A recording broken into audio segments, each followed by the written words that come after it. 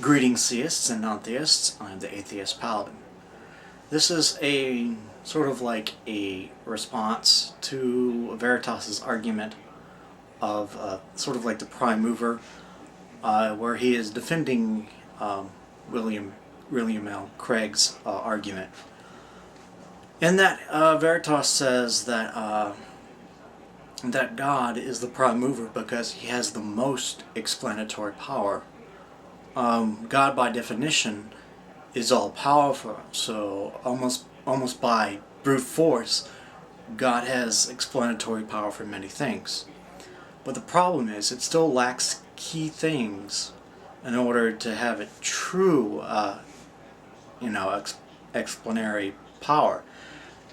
And in that, when it comes to, let's say, lightning, back then the gods did lightning. But as we know today, we know the forces of electricity.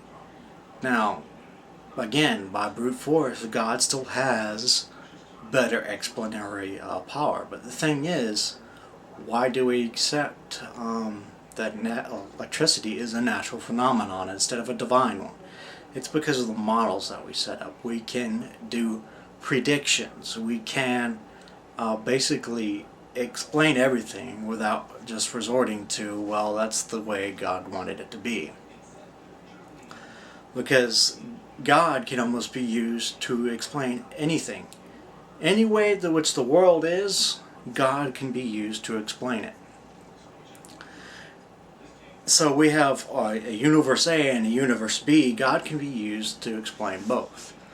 While in certain models, it can only explain universe A.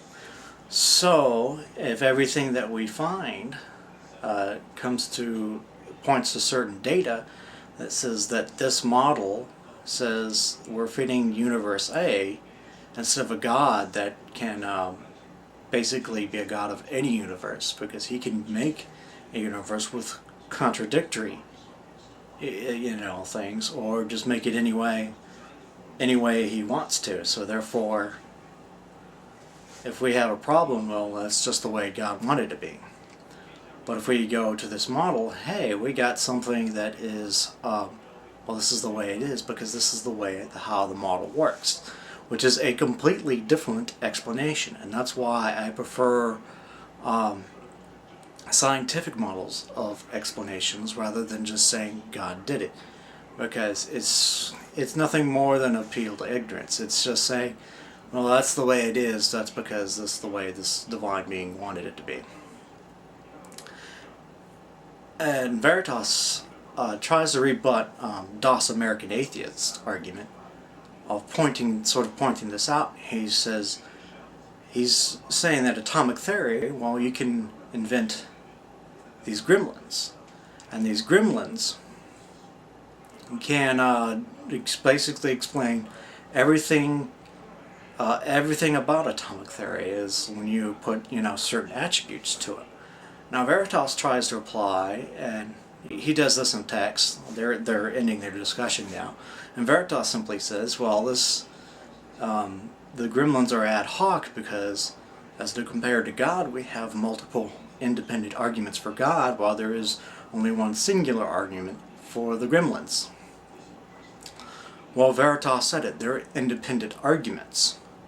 They have, if you have more than one argument and they don't lend to each other, if they're self-contained. So the credibility or the logical soundness in this case is not determined by the number of other arguments for the same thing. Now, if his argumentation was built upon another, like in a series, then one can probably argue that. Like, you can argue for the Iraq War because of WMD's past actions, and this all builds up for the singular case of the argument.